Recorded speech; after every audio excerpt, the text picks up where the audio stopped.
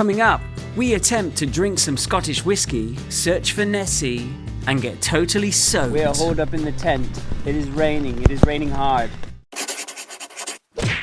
From the top to the bottom of the island we call home,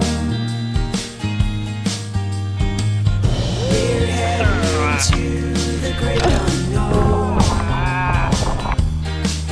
Yeah, we're pedaling south from the highlands of John Groves. We're heading out on the longest road, and I don't quite know if we're gonna make it home.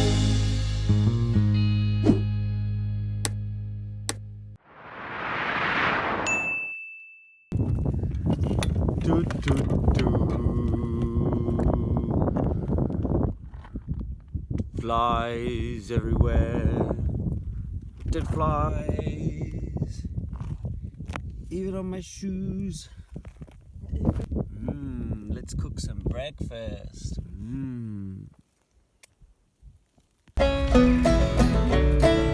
The next day, we made our way back into civilization and headed south along the River Shin towards Bonar Bridge, where we would cross over at the mouth of Dornoch Firth and follow its shores down to the town of Tain, where we would look to make camp for the night.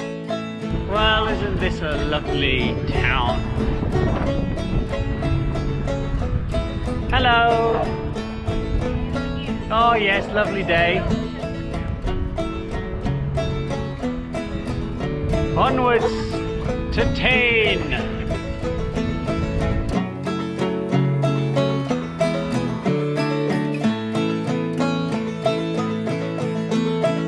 Our journey took us through many historic villages, nestled peacefully within rolling river valleys, the stone buildings almost melting back into the hills from which they came.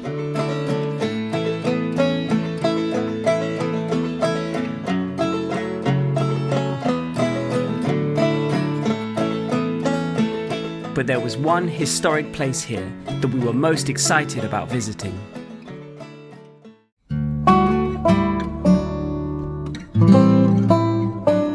Glenmorangie Distillery. Founded in 1843, it lies amidst the golden barley fields that border the royal borough of Tain. It is the home of skilled Highland craftsmen who have dedicated the last 178 years to creating exceptional single malt whiskey. And we were dying for a taste of this history.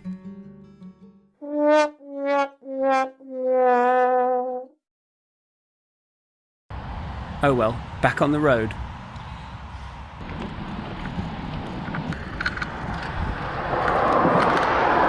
We soon made it to Tain, where we spent the afternoon taking in the historic atmosphere of the town.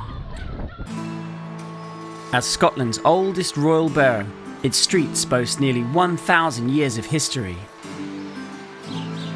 So it was definitely worth a ride around.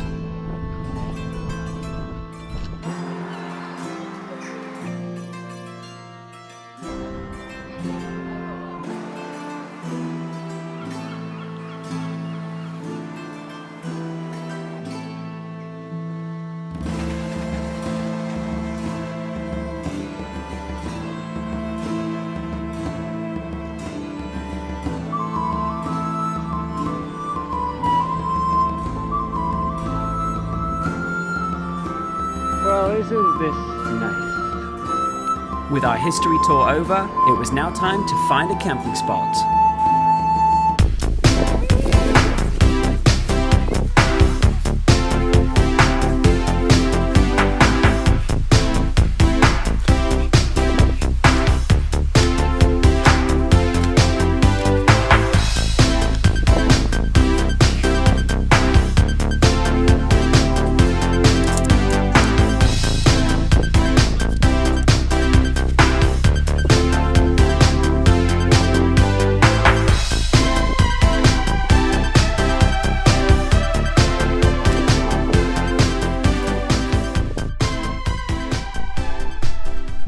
It's our camp on day 5! Day 5! Day 5! Woo, woo, woo. And once again, we found a pretty nice spot to camp, just right next to this beautiful firth leading out to the ocean. Ta-da! This is looking Ocean, nice. ocean view. Here is our tent and our bicycles, and Lavi there. We are just outside the village town of Tain, just outside of Tain. It's really nice, and we've got a bit of an ocean breeze coming in, and we're really hoping that it's gonna stop the midges. No midges tonight. I really hope so. No 'cause midges tonight. they are unbelievable, and they really know how to ruin a beautiful highland landscape. You're sitting there, you're looking out, and then suddenly this cloud descends upon you when the sun's just going down, and we have to jump into the tent. I mean, we thought New Zealand was bad with the sandflies, but here is just absolutely crazy. Anyway, we're just gonna sit out and hope that there's not too many midges here. And Lavi's just cooking some dinner. What are we having today? Mashed potatoes! Mashed potatoes! Woohoo! With gravy and peas in the pot. Peas in the pot. Peas in the pot. Yeah. And We have to see if the peas now work. We've got- or not. yeah, we cooked the peas yesterday, and then we went to eat. We were gonna eat them, and we were like, those peas look a bit hard. And I looked on the packet, and it says soak for 12 hours. And we did like 5 minutes cooking in the pot, and we were like, well, I'm pretty sure they're not going to be ready to eat at this point. So we put them in a jar, we soaked them during the whole of today, and we reboiled them, and we're going to see round 2 with the peas and see if they work. Round 2 for the peas. Another special occasion today. We did our first 50 Ks. We did 52 Ks today. We are nearly pros now. Cycling pros. But we still see some other cyclists along the way. We say, they're having lunch. Oh, what have you guys done? Oh, yeah, we just did 70. But they don't mean Ks, they mean miles. And they say, oh, we just did 70. We're going to do about 60 this afternoon. It's like 130 miles. It's like 200 kilometers. Anyway, Ollie, show your ridiculous seat. Oh my God. Yes, I have to show you this. This is the seat that Lavi is using, and look at that. It's quite a nice thick. It's a nice looking seat. And then this is the seat I'm using. Literally looks like a bird's skull or something. I mean, like, what is that? I mean, I can feel the bar through the padding. I thought it was kind of this thing like, oh, it looks uncomfortable, but when you ride on it, it'll be. That's not the case. I've had it for 5 days. I got lots of bruises. It's very sore. I really don't enjoy it. Lavi agreed today to have a trial on her seat, so we switched over the seats, and her seat is unbelievable. It's like sitting on a cloud. It was amazing. So we're gonna buy a seat in the next town, maybe Fort William, if they have an affordable one. I know they have a few cycle stores there. The peas are eatable. Are they edible? They are edible. Woohoo! Edible peas. Bon appetit! Peace out.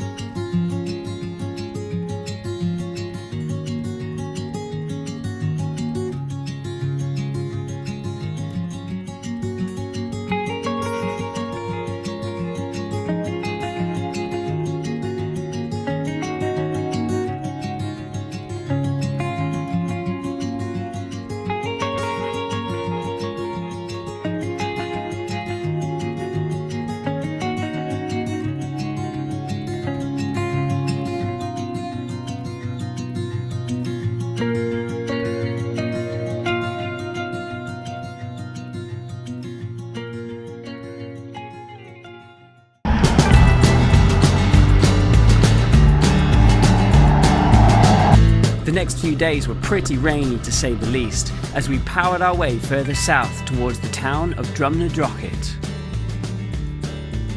It's raining men! Hallelujah! It's raining men!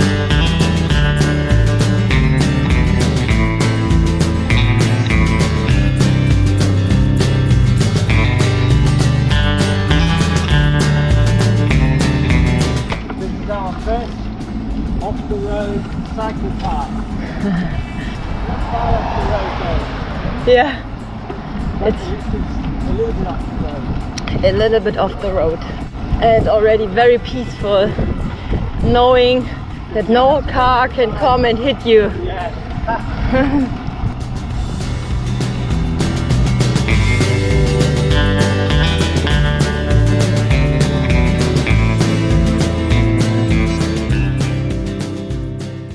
Upon entering Drumnadrochit, it was immediately clear why tourists flock here from all around the world.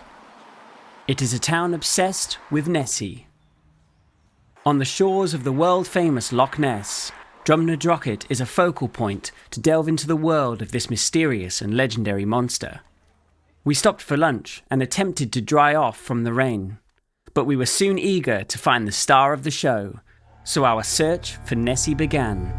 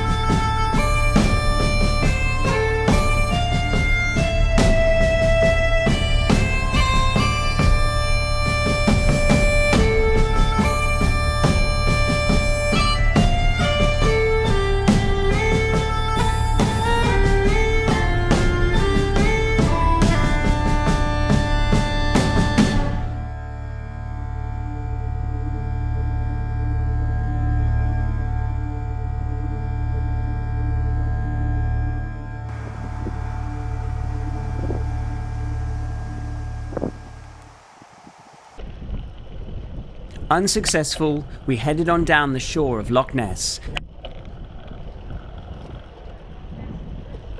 and the sun was finally out as we entered Fort Augustus at the southern tip of the loch.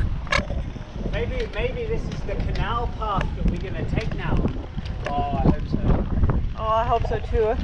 But in true Scottish fashion, the sunshine didn't last long.